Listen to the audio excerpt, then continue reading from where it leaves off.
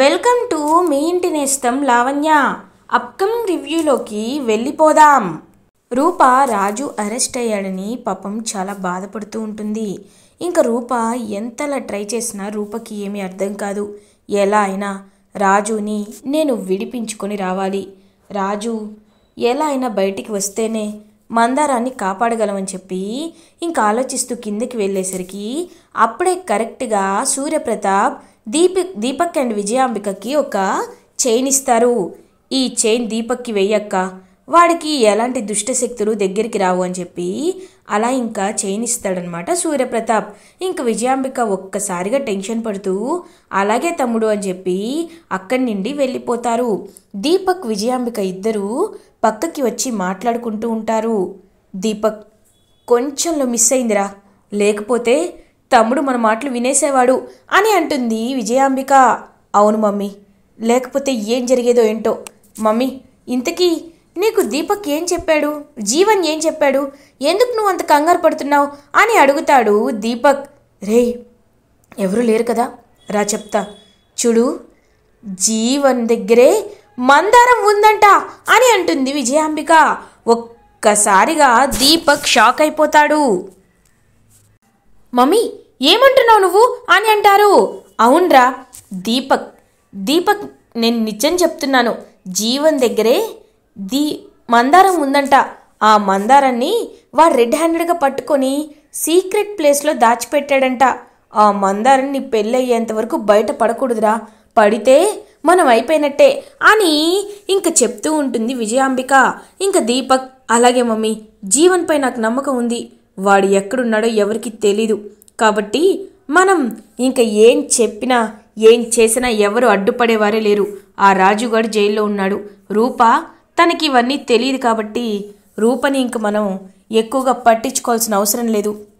కానీ రేపు నా పెళ్ళయ్యేంత వరకు జాగ్రత్తగా ఉండాలి అని చెప్తాడు దీపక్.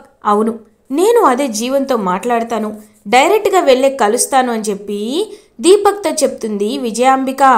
ఇది ఇలా ఉండగా రాజుని పోలీస్ అరెస్ట్ చేసి అలా ఇంకా లోపలికి తీసుకువెళ్తారు. రాజు, సార్ ఒకసారి నేను చెప్పేది వినండి సార్ అని అంటారు. ఏయ్, ఏం చెప్తావు? అయినా నిన్ను నేను క్షమించే దగ్గర లేను, ఎందుకంటే నువ్వు సీఎం గారు చెప్పారు కాబట్టి నిన్ను అరెస్ట్ చేశాం.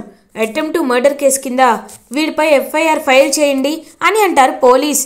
సార్, ఇప్పుడు టైం అయిపోయింది సార్, ఇవాళ నైట్ మనం చేయలేం, మార్నింగే చేయగలం సార్ అని అంటారు కానిస్టేబుల్. ఓ అవును కదా, తప్పించుకున్నాడు. రేపు పొద్దున్నే వీడిపై ఎఫ్ఐఆర్ ఫైల్ చేయండి, ఇప్పటికీ వీడిని జాగ్రత్తగా చూసుకోండి అని చెప్పి ఎస్ఐ అయితే అక్కడి నుండి వెళ్ళిపోతారు. రాజు చాలా బాధపడుతూ ఎలా అయినా మందారం ఎక్కడుందో వెతికి కనుక్కోవాలి, కానీ ఇప్పుడు మందారం ఎలా ఉంది అనేది నాకు అర్థం కావట్లేదు. తను ఎక్కడుంది, ఏం చేస్తుంది, ఒకవేళ నేను ఎలా ఇప్పుడు రూపతో మాట్లాడాలి అని చెప్పి ఇంకా ఆలోచిస్తూ ఉంటాడు రాజు. ఇంకా రాజుకి అప్పుడే ఒక కానిస్టేబుల్ అయితే రాజు దగ్గరికి వస్తారు. రాజు అని పిలుస్తారు. సార్ అని అంటాడు రాజు. బాబు, మీరు నాకు దేవుళ్ళు లాంటి వారు బాబు. ఒకప్పుడు మీ కంపెనీలోనే మా అబ్బాయికి ఉద్యోగం వచ్చింది. తర్వాత మీ కంపెనీని వాళ్ళు లాక్కున్నారని మీరు మళ్ళీ ఎక్కడికి వెళ్ళిపోయారో తెలియక మేము చాలా బాధపడ్డాం. కానీ మీరు మాకు చేసిన మేలుని మేము ఎప్పుడు మర్చిపోలేం బాబు. మీరు ఇలా ఎలా అరెస్ట్ అయ్యారో నాకు అర్థం కావట్లేదు బాబు అని అంటాడు కానిస్టేబుల్. బాబాయ్, నేను అర్జెంటుగా ఒక ఫోన్ చేసుకోవాలి బాబాయ్, ఒక్కసారి ఫోన్ ఇస్తారా అని అంటాడు రాజు. ఇప్పుడే ఇస్తాను బాబు, కానీ జాగ్రత్త, ఎవరికి తెలియకుండా నాకు ఇచ్చేయాలి అని చెప్పి ఇంకా ఫోన్ని మా కానిస్టేబుల్ ఇస్తాడనమాట రాజుకి. ఇంకా రాజు రూపకు కాల్ చేస్తాడు. రూప వెంటనే ఎవరిది నంబర్ అని చెప్పి కాల్ లిఫ్ట్ చేసేసరికి ఇంకా రూపతో రాజు మాట్లాడుతూ ఉంటాడు. హలో రూప అని అంటారు. రాజు నువ్వు ఇప్పుడు ఎలా ఉన్నావు రాజు? నీ గురించే ఆలోచిస్తున్నాను రాజు అని అంటుంది రూప. అమ్మాయి గారు, మీరు ఎక్కువగా బాధపడద్దు. మీరు ముందు ఒక పని చేయాలి అమ్మాయి గారు. అన్నిటికంటే ఇప్పుడు మీరే దీనికి ముఖ్యం. ఎందుకంటే నేను జైల్లో ఉన్నాను. నాపై ఇంకా ఎన్ని కేసులు పెడతారో కూడా నాకు తెలీదు. ఇందులోండి ఎలా బయట పడాలో కూడా నాకు తెలీదు. కాబట్టి మీరు మాత్రమే ఇప్పుడు మందారాన్ని కాపాడగలరు అని అంటాడు రాజు. రాజు, నేను ఒక్కదాన్ని ఎలా అని అంటుంది. అమ్మాయి గారు, మనం న్యాయం కోసం పోరాడుతున్నాం కాబట్టి మీరే ఎలా అయినా మందారం ఎక్కడుందో కనుక్కోవాలి. మీరు ఆ విజయాంబిక దీపక్లపై కన్నేసి ఉంచండి. నాకు తెలిసి వాళ్ళకి నిజం కూడా తెలియచ్చు అని చెప్పి ఇంకా అలా చెప్తూ ఉంటాడనమాట కొన్ని రాజు రూపకి. అలానే రాజు, ఓకే, నువ్వు చెప్పినట్టే నేను వాళ్ళని అబ్జర్వ్ చేస్తూనే ఉంటాను అని చెప్పి ఇంకా రూప కాల్ కట్ చేస్తుంది. ఇది ఇలా ఉండగా రూప పింకీకి కాల్ చేస్తుంది. హలో అక్క, నీ కాల్ గురించే ఎదురు చూస్తున్నాం అక్క. అక్క, ఇంతకీ రాజు ఎక్కడక్క అని అంటారు. రాజుని అరెస్ట్ చేశారు పింకీ. ఈ విషయం నీకు చెప్పడానికే ఫోన్ చేశాను. ఎలా అయినా రాజుని మీరే బెయిల్ పెట్టి బయటకు విడిపించాలి. ఎందుకంటే నేను ఇప్పుడు ఏమీ చేయలేని పరిస్థితిలో ఉన్నాను పింకీ అని చెప్పి పాపం చెప్తుంది. అలా తనైతే ఇంక రూప చెప్పేసరికి అలానే అక్క ఇప్పుడే చేస్తానని చెప్పి ఇంక పాపం వెంటనే పింకీ అందరికీ విషయం చెప్తుంది. రాజుని అరెస్ట్ చేశారని తెలుసుకొని రాజు వాళ్ళ ఫ్యామిలీ ఒక్కసారిగా షాక్ అయిపోతుంది. పాపం బంటి నాన్న అని అంటారు.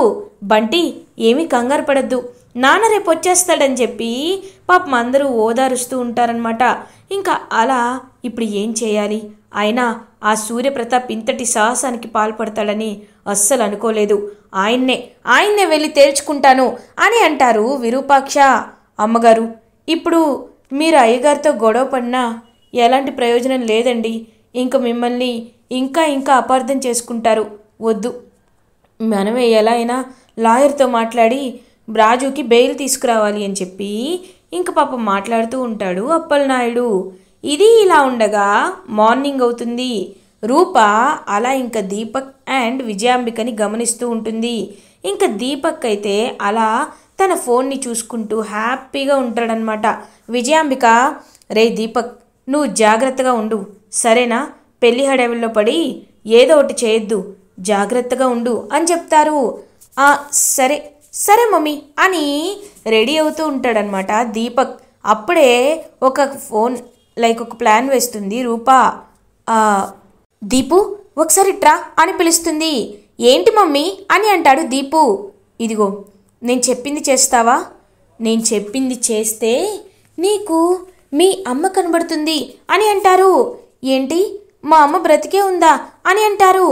అవునా అన్న, మీ అమ్మ బ్రతికే ఉంది కాబట్టి నువ్వు ఖచ్చితంగా నేను చెప్పింది చేసావనుకో, అప్పుడు డాడీకి ఇంకొక మమ్మీతో పెళ్లి చేయకుండా ఉంటారు, సరేనా అని అంటుంది రూప. సరే మమ్మీ, నేనేం చేయాలి అని అడుగుతాడు దీపు. ఇదిగో, ఈ ఫోన్ని తీసుకొని మీ నాన్నమ్మ దగ్గరికి వెళ్ళి తన ఫోన్ని ఇక్కడ పెట్టు, సరేనా అని అంటారు. ఓ అంతే కదా, ఇప్పుడే వస్తాను పిన్ని మమ్మీ అని చెప్పి ఇంకా వెంటనే ఫోన్ తీసుకువెళ్ళి అలా ఇంకా విజయాంబికకి డాష్ ఇస్తాడనమాట పడిపోయినట్టు. దీపు, ఒరే ఏంట్రా ఇది, జాగ్రత్తగా ఉండాలి, అయినా నీకు ఇవాళ నుండి కొత్త అమ్మ వస్తుందిలే, తను నిన్ను జాగ్రత్తగా చూసుకుంటుంది అని చెప్పి అక్కడి నుండి వెళ్ళిపోతుంది.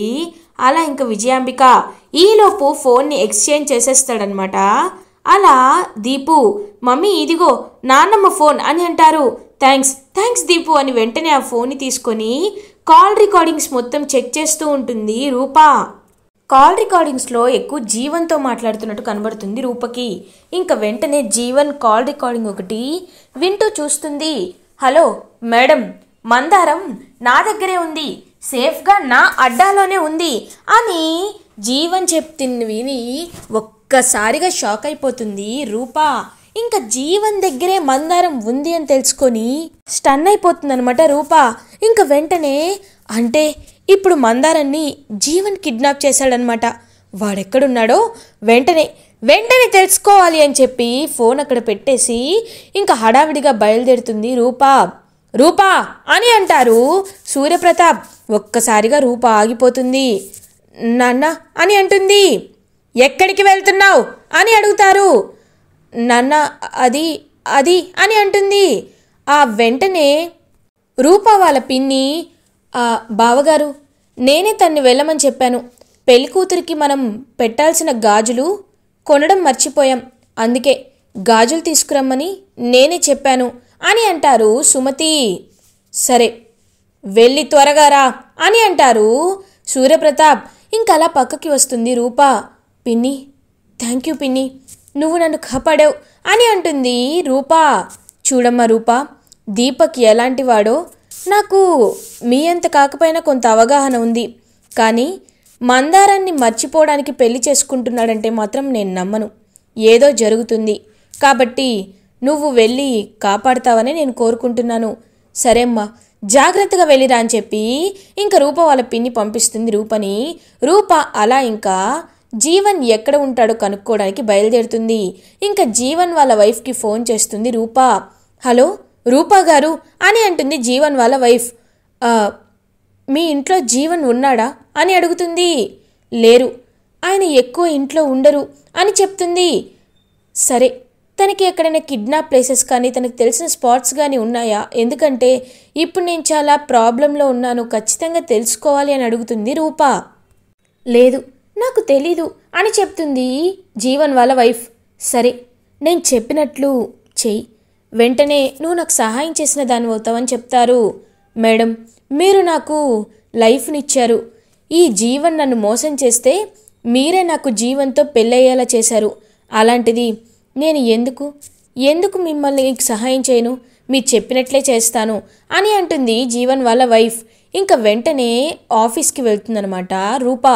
ఆఫీస్కి వెళ్ళి ఇంకా అలా ఒక సిగ్నల్ని ట్రేస్ చేయాలని, నేను సీఎం కూతుర్ని, ఇట్స్ అన్ ఇంపార్టెంట్ అని చెప్తుందనమాట రూప.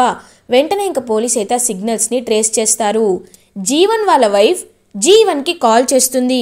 జీవన్ వాళ్ళ వైఫే కాల్ చేసింది కాబట్టి కాల్ లిఫ్ట్ చేస్తారు. హలో అని అంటారు. ఎక్కడున్నారు అని అడుగుతుంది. నేను ఎక్కడుంటే నీకెందుకు? అయినా నీకెందుకు చెప్పాలి? కొత్తగా అడుగుతున్నావేంటి? ఇంకొకసారి నేను ముఖ్యమైన పనుల్లో ఉన్నప్పుడు నాకు ఫోన్ చెయ్యొద్దు అని చెప్పి కాల్ కట్ చేస్తాడు జీవన్. ఇంకా వెంటనే ఆ సిగ్నల్స్ అయితే ట్రేస్ అవుతాయి. మేడం, తను ఈ ఏరియాలో ఉన్నాడు మేడం అని చెప్పి ఒక ఏరియా పేరు చెప్తారు. వెంటనే పోలీస్ ఇంకా చాలా హ్యాపీగా అక్కడికి రూప అయితే బయలుదేరుతుంది. ఇది ఇలా ఉండగా జీవన్ మందారం వైపు చూస్తూ ఉంటాడు. మందారం, నిన్ను చంపేయాలనిపిస్తుంది, కానీ నిన్ను చంపేస్తే నాకు ఆ దీపక్ వాళ్ళతో అవసరం ఏముంటుంది? వాళ్ళు నేను చెప్పినట్టు చేస్తేనే కదా నాకుండేది. అయినా నువ్వు ఎక్కువగా కంగారు పడాల్సిన అవసరం లేదు. నిన్ను ఎలాగో పెళ్ళయ్యాక చంపేస్తాం కదా అని చెప్పి జీవన్ అలా ఇంకా చూస్తూ ఉంటాడనమాట మందారం వైపు. ఇది ఇలా ఉండగా రూప కార్లో జీవన్ దగ్గరికి బయలుదేరుతుంది. అప్పుడే కరెక్ట్గా రాజు అయితే ఇంకా అలా పాపం వెయిట్ చేస్తూ ఉంటాడు. రాజుకి పింకీ వాళ్ళ హస్బెండ్ గోపి అయితే బెయిల్ పేపర్స్ తీసుకొని వస్తారు. లాయర్ గారు వచ్చారు, బెయిల్ తీసుకున్నారు, త్వరగా మా రాజుని రిలీజ్ చేయండి అని అంటుంది పింకీ. మేడం, ఇది సీఎం గారు చెప్పిన కేస్ కాబట్టి మేము విడిచిపెట్టడం కుదరదు అని అంటారు ఎస్ఐ. చూడండి, బెయిల్ తీసుకువచ్చిన తర్వాత ఎంత పెద్ద కేసు అయినా మీరు వాళ్ళని రిలీజ్ చేయాల్సిందే. అయినా ఇది బెయిలబుల్ అఫెన్సే కదా, చేయండి అని చెప్పి ఇంకా వెంటనే బెయిల్ ఇస్తారనమాట రాజుకి. రాజు ఇంకా ఇమ్మీడియట్గా thank you Pinky, thank you రా గోపి అని చెప్పి ఇంకా రూపకు ఫోన్ చేస్తాడు. హలో రూప, ఎక్కడున్నావు అని అడుగుతారు. జీవన్ ఎక్కడున్నాడో తెలిసింది, మందారం జీవన్ దగ్గరే ఉన్నాడంట రాజు, అందుకే నేను అక్కడికే బయలుదేరాను అని చెప్పి ఇంకా జీవన్ ఉన్న ప్లేస్ని చెప్తుంది రూప. రాజు వెంటనే తన బైక్తో జీవన్ ఉన్న ప్లేస్కి రీచ్ అవుతాడు. ఇంకా రూప రాజు ఇద్దరు కలిసి జీవన్ని గట్టిగా కొడుతూ ఉంటారు. జీవన్ రౌడీలు ఎంత ప్రయత్నించినా ఇంకా జీవన్ అయితే బాగా రౌడీలని రాజు అండ్ రూప ఇద్దరు కొడుతూ ఉంటారు. ఇంకా రాఘవని విడిపిస్తుంది పాపం రూప. రాఘవ మందారాన్ని ఇద్దరిని ఇంకా అలా తీసుకువస్తుంది. ఇద్దరు ఇంకా వెంటనే అలా హ్యాపీగా బయటికి వస్తూ ఉంటారు. అప్పుడే ఇంకా జీవన్ వెనకాల నుండి కత్తితో పొడవబోతుంటే జీవన్ని గట్టిగా కొడుతుంది రూప. జీవన్ కళ్ళు తిరిగి పడిపోతాడు. ఇంకా అమ్మాయి గారు, ఇంకా మన ప్రాబ్లం సాల్వ్ అయిపోయినట్టే, ఇప్పుడే మందారాన్ని తీసుకొని అయ్యగారి దగ్గరికి వెళ్ళాలని చెప్పి సూర్యప్రతాప్ దగ్గరికి మందారాన్ని తీసుకొని బయలుదేరుతారు రూప రాజు. ఇది ఇలా ఉండగా దీపక్ పెళ్ళి జరుగుతూ ఉంటుంది. ఇంకా కరెక్ట్గా దీపక్ అలా తనకి తాళి కట్టేలోపు ఇంకా కరెక్ట్గా ఆపండి అని అక్కడికి రూప వస్తుంది. ఒక్కసారిగా సూర్యప్రతాప్ షాక్ అయిపోతాడు. రూపా అని అంటారు. నాన్న వీడి ఎంత దుర్మార్గుడో ఇవాళ నువ్వు తెలుసుకోవాలి, కావాలంటే చూడండి అని చెప్పి మందారాన్ని రాఘవని అక్కడికి తీసుకొస్తుంది రూప. రూపారాజు మందారాన్ని తీసుకువచ్చేసరికి ఒక్కసారిగా షాక్ అయిపోతాడు సూర్యప్రతాప్. ఇంకలా చూస్తూ ఉంటాడు. నాన్న ఈ రాజు ఎన్ని మోసాలు చేశాడో నీకు తెలియదు నాన్న. విజయాంబిక దీపక్లు చేసిన మోసాల్ని మందారం నోటితోనే విను అని చెప్పి ఇంకా రాఘవ చెప్తూ ఉంటే ఒక్కసారిగా దీపక్ మోసాలను తెలుసుకొని షాక్ అయిపోతారు సూర్యప్రతాప్. ఒక్కసారిగా దీపక్ చెంప పగలగొడతాడు సూర్యప్రతాప్. ఇన్నాళ్ళు నిన్ను నమ్మాను, రాజుని దూరం చేసుకున్నాను, కానీ నువ్వు మాత్రం ఇక్కడ ఉండకూడదు, పోరా అని చెప్పి ఇంకా అలా దీపక్ని పట్టుకొని బయటికి గెంటి వేస్తాడు సూర్యప్రతాప్. చాలా హ్యాపీగా ఫీల్ అవుతారనమాట. అలా ఇంకా రాజు అండ్ రూపా ఇలా ఎపిసోడ్ ఎండ్ అవుతుంది. ఫర్దర్ ఎపిసోడ్ రివ్యూస్ ముందుగా మీకు కావాలి అనుకుంటే మా ఛానల్ని సబ్స్క్రైబ్ చేసుకోండి. Thanks for watching.